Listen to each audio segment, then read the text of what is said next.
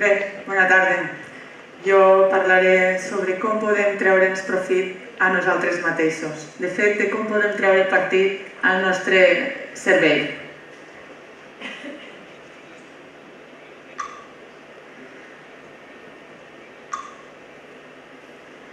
Sí, vull parlar del geni, dels genis. M'expressaré en castellà. Podríamos hablar de genios de la mitología.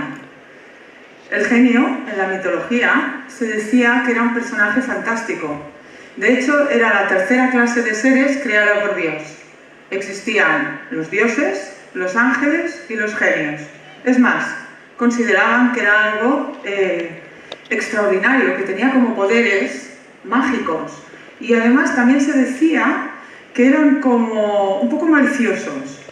De hecho, se pensaba que aparecían en el mundo con apariencia de una mujer hermosa o de un hombre apuesto para seducir a las personas y con ello engañarlas o manipularlas. Y de ahí pues su temor, y los tenían recluidos en lámparas como esta, para poderlos controlar, pero también para poderlos utilizar, porque poderes tenían. Podría hablar de estos genios, pero también podría hablar de otro tipo de genio, el que todos tenemos, el que tenemos dentro de nosotros. De ahí la palabra ingenio, que tienes un genio dentro. De ese genio hablaremos, del que todos tenemos, porque hay grandes personajes en la historia que demuestran que esos genios existen. Tenemos a Albert Einstein, tenemos a Edgar Allan Poe, tenemos a Nash, Beethoven, multitud de personas que demuestran que realmente los genios existen. Lo único que les diferencia de nosotros es su diferente manera de pensar. Hacían conexiones de datos, de información, de manera diferente al resto de las personas. Pero, ¿en qué consisten esas conexiones? ¿Por qué pensaban diferente? ¿Por cómo utilizaban su cerebro? Todos tenemos un cerebro y todos tenemos 100.000 millones de neuronas y 100 billones de conexiones neuronales. Por lo tanto, todos tenemos conexiones y todos hacemos conexiones. Todos tenemos un hemisferio derecho y un hemisferio izquierdo. Ambos se complementan, tienen funciones diferentes que se complementan entre sí. El hemisferio derecho es un hemisferio creativo, intuitivo, apasionado. El hemisferio izquierdo es racional, lógico, analítico, secuencial. De hecho, todos tenemos lo que se conoce como dominancia cerebral. O sea, tenemos tendencia a utilizar más un hemisferio que otro. Las personas que utilizan más el derecho son personas creativas, son personas intuitivas, son personas que no tienen problemas en mostrar sus emociones. Sin embargo, las personas con dominancia cerebral izquierda son personas analíticas, secuenciales, metódicas, estructuradas. Las personas que tienen dominancia cerebral izquierda les cuesta crear, porque su modelo de pensamiento es convergente. O sea, que con los datos que ya tienen, resuelven. Las personas con dominancia cerebral derecha tienen un tipo de pensamiento divergente, es decir, trabajan con un escáner súper rápido y procesan y crean. Pero les cuesta concentrarse. Como ven, es necesario trabajar con ambos hemisferios para sacar partido de lo que cada uno puede darnos. Lo principal es poder, de alguna manera, hay estudios que dicen que si analizamos las intuiciones, utilizamos ambos hemisferios, porque las intuiciones nos las propicia nuestro cerebro creativo, nuestro hemisferio derecho. O sea, nuestro hemisferio derecho nos da como fogonazos, como intuiciones. Y si con el hemisferio izquierdo las analizamos, estamos utilizando los dos. ¿Sí? ¿Por qué? ¿En qué consisten esas intuiciones? ¿Cómo funcionan? Pues esas intuiciones las produce, las genera nuestro hemisferio derecho, el intuitivo, el errante, yo le llamo. el errante, porque divaga. Ustedes cada 10-15 minutos todos nos vamos. Nuestra mente se va. Algunos vuelven, otros no. Pero es importantísimo divagar, porque cuando divagamos conectamos datos, millones de datos. Nuestro hemisferio derecho, el que divaga, tiene la capacidad de conectar, de trabajar, de barajar 200.000 datos más por segundo que el hemisferio izquierdo. Por lo tanto, es importantísimo poder hacer eso. No sé si les habrá pasado, pero cuando ustedes tienen un problema o un proyecto, algo en la cabeza que les preocupa, ponen atención e intentan resolverlo y en ese momento no encuentran la solución. Sin embargo, cuando están de paseo, desconectados, en rest, que les llaman los científicos, les viene como un fogonazo la solución. Y ustedes piensan, ¿intuición? Pero cuando lo analizan con su hemisferio izquierdo, dicen, pues es cierto, es la solución. Lo que ha pasado ahí es que su cerebro ha conectado millones de datos, datos a los que has prestado atención ese día, esa semana, vivencias tuyas de la niñez, experiencias, expresiones faciales, emociones, conjeturas, un montón de datos. Y los ha asociado, los ha enlazado, ha buscado una relación entre esos datos y ha encontrado una solución. Pero cuando lo analizamos, como ponemos conciencia en ello, hay un filtro, porque en la conciencia ya entran valores, ya entra educación, ya entra cultura, ya entra contexto, familia, un montón de información que está sesgada, que es vivencial, que es propia, que es experiencia adquirida propia, con lo cual el juicio ya no es objetivo, ya tiene un sesgo de valor. Y puede que alguna idea maravillosa que se les haya ocurrido no la hayan llevado a término. ¿A quién no se le ha pasado por la cabeza montar una empresa? Algunos la montan, otros no. ¿No? Porque allí ha habido un juicio, una valoración, la que sea, que nos ha hecho descartar esa idea. ¿Cierto? Pero hay otra cosa importante, que es que hay una conexión entre locura y genialidad. Parece ser que grandes genios de la historia rayaban la locura. Tenían o trastornos bipolares o esquizofrenia. Tenemos ejemplos como Nash, el autor, premio Nobel, autor de la teoría de juegos o de la de negociación, brillante. O tenemos a Edgar Allan Poe, o tenemos a Van Gogh, que se comía las pinturas o se cortó la oreja, ¿no? Que tenían este tipo de trastornos. De hecho, si quisiéramos simplificar muchísimo la palabra locura y definirla con muy poquitas palabras, podríamos decir que es la ausencia de límites. Lema de la jornada de hoy, la ausencia de límites. ¿Qué pasaba? Pues que cuando a estos genios se les ocurría una gran idea, su locura no les ponía límites, no les ponía freno y la exploraban hasta su máximo potencial. Cuando su cerebro, cuando su hemisferio derecho les propiciaba una idea genial, su hemisferio izquierdo, el racional, no les frenaba, no les ponía límite.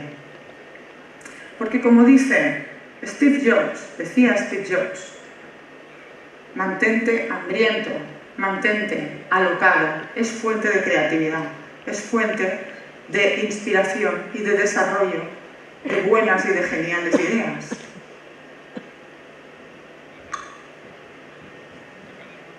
Porque con eso podemos desarrollar la genialidad. Todos la tenemos dentro y la podemos desarrollar. ¿Cómo? ¿De qué manera? Pues hoy en día existen como una especie de cascos que transmiten corrientes eléctricas al cerebro y pueden inducir la genialidad. Hay tecnología, hay líneas de investigación que están enfocadas en el desarrollo de la genialidad. También podemos hacerlo por métodos propios, luego les hablaré de ellos. Pero primero quiero explicarles los últimos avances de la ciencia. Resulta que personas que han padecido algún tipo de accidente, trauma o trastorno, que les queda afectada el hemisferio izquierdo, por lo que sea, se vuelven genios, se convierten en genios. Están recogiendo casos, ya tienen unos 30 casos en todo el mundo y están estudiando esto. Por ejemplo, hay un artista británico, un dibujante, que es capaz de reproducir la ciudad de Roma entera con todo lujo de detalles, a escala, la puede dibujar, con tan solo sobrevolarla en helicóptero durante 45 minutos. Increíble, ¿no les parece? Es increíble. Este síndrome se le conoce como el síndrome del genio, del sabio, o el síndrome de Savant. Y lo que pasa es que nuestro cerebro detecta que tiene una lesión en el lado izquierdo y recablea. Ese cortocircuito que tiene aquí lo recablea, pero lo recablea en el lado opuesto del cerebro, en el derecho, pero no en el mismo tamaño, sino multiplicado, elevado a su máximo exponente, recablea en mucha mayor proporción. Y entonces un talento latente, una genialidad latente que teníamos presente, se activa. Y entonces piensas, pues igual podríamos engañar al cerebro y hacerle creer que tiene una lesión para que nos desarrolle el hemisferio derecho, porque siempre es la lesión en el izquierdo y el desarrollo en el derecho. Pues igual le podemos engañar. Y ahí está la ciencia investigando con unas máquinas para ver de qué manera se puede inducir eso. Y hay unos cascos que transmiten corrientes eléctricas y pueden activar, desactivar zonas del cerebro. Son unos cascos que se utilizan para detectar el origen de la epilepsia, con lo cual es un procedimiento aceptado. Bien, esa es una manera, pero hay otras. Otras que podemos activar nosotros mismos, sin esperar a que la ciencia nos enchufe los cascos, ¿no? Les hablaré de tres, hay muchas, pero les hablaré de tres que considero cruciales. Meditación, razonamiento y aprendizaje. Meditación, sí, está muy de moda hoy en día, pero es cierto. Está demostrado científicamente que si practicas la meditación de manera habitual, tu cerebro crece. Concretamente el córtex prefrontal, donde se ubica la conciencia, la toma de decisiones y una serie de factores. Y la amígdala, el centro, digamos, de las emociones y del estrés, reduce su tamaño. Y además, también importante, la conexión de la parte frontal del cerebro con el resto del cerebro se hace más fuerte, con lo cual es más rápido en actuar. Y la conexión de la amígdala con el resto del cerebro se hace más débil, con lo cual es más lenta. Así que no estamos tan presos de las reacciones convulsivas emocionales. Podemos ser más racionales y controlar mejor nuestros arranques de ira o otro tipo de arranques. Interesante, ¿no les parece? Pues la meditación básicamente es abrir una autopista, si ahora visualizamos, una autopista hacia nuestro cerebro, hacia nuestra mente errante que les explicaba antes, a la que divaga, en la que viajamos nosotros, desde fuera hacia adentro. O sea, es permitirnos divagar y relajar el consciente. Permitirnos recordar, evocar, enlazar datos. Enlazar datos. Porque cuando enlazamos datos, lo que hacemos es buscar algo que los relacione, buscar relaciones entre ellos, ¿no? Eso es lo que haremos con el razonamiento. La segunda de las maneras de desarrollar el ingenio o el genio. Con el razonamiento lo que haces es, con el matemático, resolver problemas y con el verbal, poderlos entender. Si desarrollas ambos, puedes entender los problemas y resolverlos. ¿De qué manera?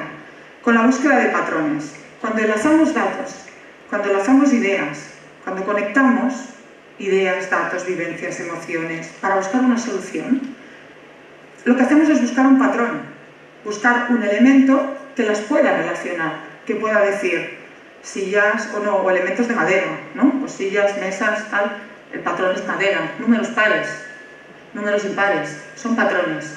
Pues lo que podemos hacer es gimnasia con nuestro cerebro, es enseñarle a adquirir esa habilidad para que luego la aplique de manera automática. ¿De qué manera? Pues practicando los típicos ejercicios de patrones matemáticos, de series de números, de series de dibujos y buscar la reacción, ¿vale? De series de palabras. Esto no hace falta que sean muy difíciles, los ejercicios. Lo que queremos es desarrollar esa habilidad, para que nuestro cerebro, cuando se encuentre con algún problema a resolver, busque un patrón y resuelva. Cuantos más datos incorpores en ese trabajo, mejor será la solución, más cierta y más brillante. Y por último, el aprendizaje. Podemos aprender siempre. Y cuando aprendemos, nuestro cerebro crece, hacemos una nueva conexión neuronal y nos volvemos más inteligentes.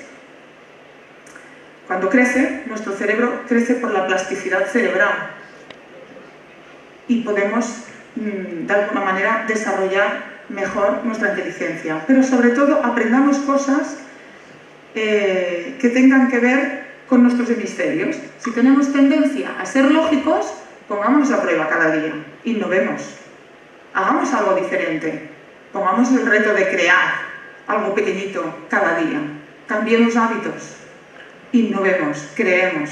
Y si tenemos la tendencia a ser muy analíticos, muy estructurados, pues esto, creemos. Y si tenemos la tendencia a ser muy creativos, intentemos resolver pequeños problemas cada día. Enfoquémonos en resolver, en prestar atención, en concentrarnos para desarrollar ambos cerebros, para complementar, para trabajar en equipo con ambos cerebros, con ambos hemisferios.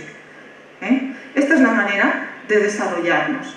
Meditación, aprendizaje, razonamiento. Porque, como dijo Albert Einstein, la mente es como un paracaídas. Solo funciona si se abre. ¿Qué les parece? ¿La abrimos?